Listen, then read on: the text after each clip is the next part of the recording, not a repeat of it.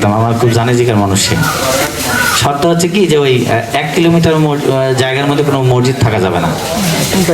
আপনি যদি দেন তোরা তো খাবেই, আরেকজন কে আসলো টাকলু ডাক পর সাবধান হতে হবে। কেন আমাদের পরিশেষে দেশটা তো আমাদের জীবন যাপন। আর এমপিদের এখন সামনে গাড়ি পুলিশ পাহারা দেয়, ওখানে গাড়ি পুলিশ পাহারা দেয়। যোদ্ধারা যুদ্ধের সময় হয়েছে, বলতে হবে না যে মরে গেলে আমাকে পুঠিয়া দুর্গাপুর কোনো এক জায়গায় মাটি দেন, এটা বলতে হবে না। অনেকে এর আগে বলেছে, আমি বলি না। ছিল না, উনি দেশ স্বাধীনও করেছেন, দেশ স্বাধীন করে কিন্তু আবার অন্যজনকে তুলেও দিয়েছেন নিজে কি।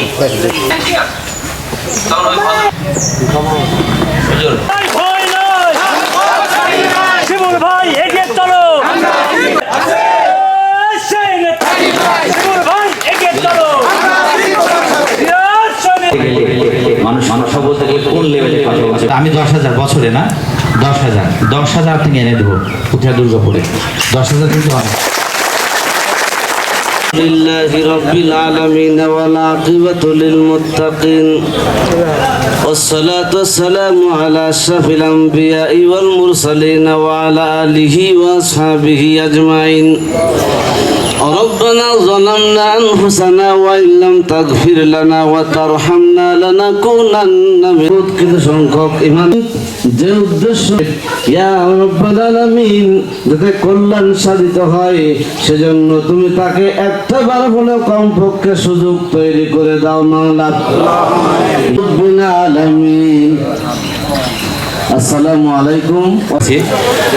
আমি পুঠিয়া দুর্গাপুরের সিনিয়র জুনিয়র যা আছেন সকল ধানের শীষ পাগল নেতৃবর্গের কাছে আবারও জানাচ্ছি ধানের শীষের শুভেচ্ছা। আমাদের ইশফাক খায়রুল হক শিমুল ভাই জানেন আমাদের বাড়ি যেহেতু বানেশ্বর, দেখছি যে জুলুসা তৎকালীন কিন্তু জমিদারি ছিলেন, এখনো আছেন, মোটরসাইকেলে চলতেন, যা আমার বাপ দাদারা সাইকেলও পাইতেন না।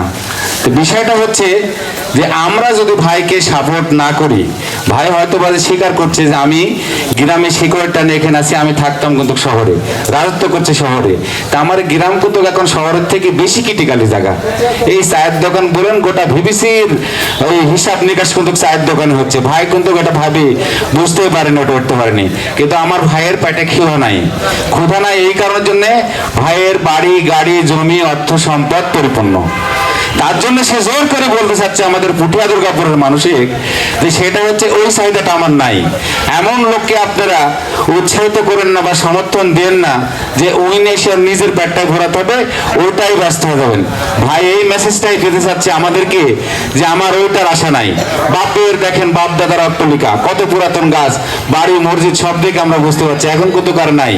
আপনি গ্রামগঞ্জে দেখেন পুরাতন বাড়ি আর একটাও পাবেন না, সবাই কিন্তু গণ্য হয়ে গেছে। ভাইয়ের ওইটাই এটুক ছিল, গ্রামে আসছে, গ্রামে গেছে, শহরে সে থাকছে।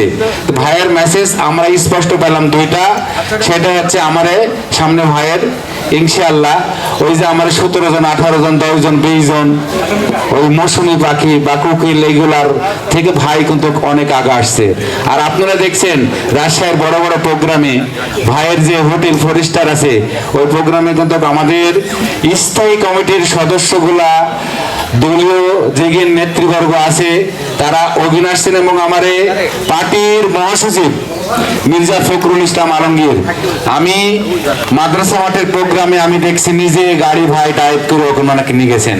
উনি কিন্তু দেশের বাইরে আছেন। আমার সংকেত ভাইয়ের একটু ক্লিয়ার করতে বাকি আছে, আপনারা বুঝতে পারছেন। উনি আসলে ক্লিয়ার হবে।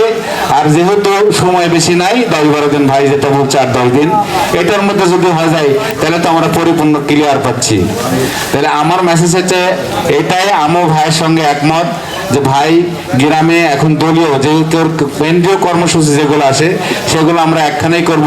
ভাই হয়তো এরকম ভাগে আমাদের পুঠিয়া দুর্গাপুর এই 12 বছর হলে করছে, কিন্তু সবাই একত্রিত অনেকটা দেখছি করছে। ভাই কিন্তু একটু ভিন্নতা পোষণ করছিলেন, সেটা তার নিজের ব্যক্তিত্ব ধরে রাখার জন্য, যে কেন আমি তো পুঠিয়া দুর্গাপুর, আমি পুঠিয়া দুর্গাপুর মানুষ, পুঠিয়া দুর্গাপুরে আমাকে চাবে, এটাই ভাইয়ের আশা ছিল। তেমন অনেক সিনিয়র নেতৃবর্গ আছে, পরিচিত মুখ। আমি সবার প্রতি সালাম রেখে আমার বক্তব্য শেষ করব। শুধু ভাইয়ের মেসেজটাই যেন আল্লাহ পাক সফল করেন। আর আমাদের দেশটা তারেক রহমান, তারুণ্যের অহংকার, অল্প কিছুদিনের মধ্যে কোনো উনি দেশে আসবেন। উনি যদি আসে তাহলে